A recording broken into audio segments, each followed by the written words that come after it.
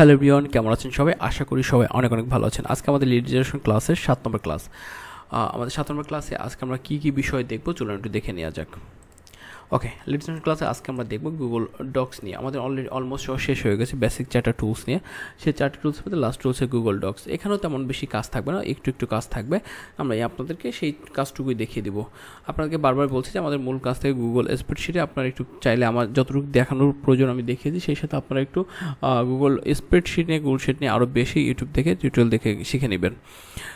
আর হ্যাঁ, আপনি যদি আমার চ্যানেলে যারা ভিডিও দেখেন, রেগুলার ভিডিও দেখেন, অনেকে দেখি ম্যাক্সিমামই সাবস্ক্রাইব করেন না, অথবা ভিডিও দেখে অনেক সময় কোনো কারণে হয়তো ভালো না লাগলে একটু ডিসলাইকও দিয়ে দেন, সমস্যা কি?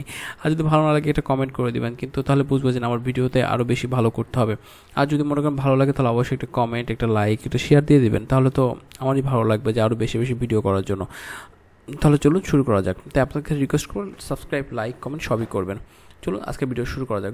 Google Docs. আমরা গুগল ডক্স বের করার জন্য সেম আগের মতো আমাদের গুগল ড্রাইভে যেতে হবে, তখন নিউতে ক্লিক করবো। আমরা গুগল ডক্সে যে এখানে ক্লিক করলে ব্ল্যাক ডকুমেন্ট চলে আসবে।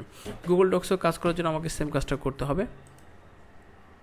দেখেন এখানে কিন্তু সবচেয়ে সুবিধা হচ্ছে যে দেখেন আমি যে ক্লাস যে বিষয়টা করেছি, ক্লাসের সব ডিটেলস কিন্তু আমি এখানে গুগল ডক্সে রেখেছি, কারণ আমাদের জন্য কাজ করার সুবিধা বেশি গুগল ডক্সে। ওকে, আমরা এখন যাই। ওকে, গুগল ডক্সের প্রথমে যে কাজটা করতে আমাদের নাম দিতে হবে sample work. Okay fine, sample work দিয়ে দিলাম। তারপর আমরা কী করতে পারি, গুগল ডক্সে টাইপিং কাজ থাকতে পারে, ফাইলে আর কি কাজ থাকতে পারে দেখি তো। নিউ আছে, মেকে কপি, শেয়ার। এই গুগল ডক্স যদি শেয়ার দিতে, আপনি এখান থেকে শেয়ার দিতে পারেন, আবার এখান থেকেও শেয়ার দিতে পারেন। মানে গুগল ডক্স, গুগল স্প্রেডশিটে কাজ করার সুযোগ সুবিধা অনেক, যেটা আপনি এক্সেলে বা ওই ধরনের কাজে লিড জেনারেশনের কাজ করার ক্ষেত্রে পাবেন না। তারপর যদি ডিলিট করতে চান, ভার্সন হিস্টোরি যেটা দেখা যায় সেম জিনিসটা পাবেন।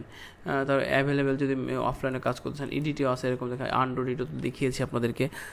তারপর হচ্ছে পেস্ট, সিলেক্ট অল, এই তো এগুলো রয়েছে। ভিউতে কী আছে, এগুলো দরকার হয় না। হ্যাঁ, লিড জেনারেশন ডাটা এন্ট্রির কাজ অনেক সময় দরকার, কিন্তু লিড জেনারেশন দরকার নেই। ছবি টবি কীভাবে আনবেন টানবেন এগুলো আছে মূলত, এগুলো থাকে।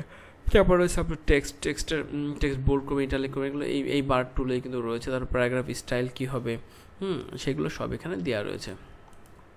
সো আপনারা বেশি বেশি করে এই গুগল ডক্সটা শুধু দেখানো বাকি ছিল ক্লাসে, সেই গুগল ডক্সটা একটু দেখিয়ে দিলাম।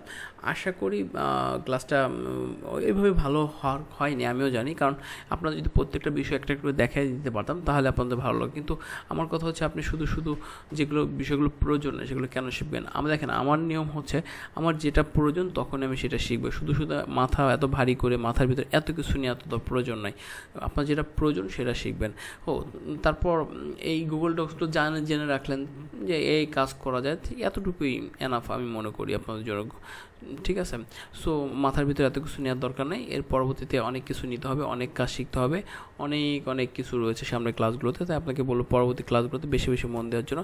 এই সব গুগল ডক্সের বিষয়ে আপনারা একটু ঘাটবেন বা ইন্টারনেট দেখবেন বা ইউটিউবে অনেক টিউটোরিয়াল থাকে, সেগুলো একটু দেখবেন যদি আপনাদের অনেক বেশি শেখার আগ্রহ থাকে। আমি বলছি না শিখবেন না, অবশ্যই শিখবেন, তবে আপনাকে একটু ইউটিউব সার্চ করে শিখবেন। সেগুলো লিখতে পারেন যে Google Docs tutorial, Google spreadsheet tutorial, Google Microsoft Word, Microsoft Excel tutorial দেখলে চলে আসবে অনেকের ভিডিও, সেখান থেকে আপনারা দেখে নিতে পারেন। ধন্যবাদ সকলকে সাথে থাকার জন্য। আর ভিডিওটি যদি ভালো লাগে অবশ্যই কিন্তু কমেন্ট করে দিবেন এবং একটা লাইক দিতে ভুলবেন না। যদি চ্যানেলটি সাবস্ক্রাইব করে না থাকেন অবশ্যই সাবস্ক্রাইব করে রাখবেন।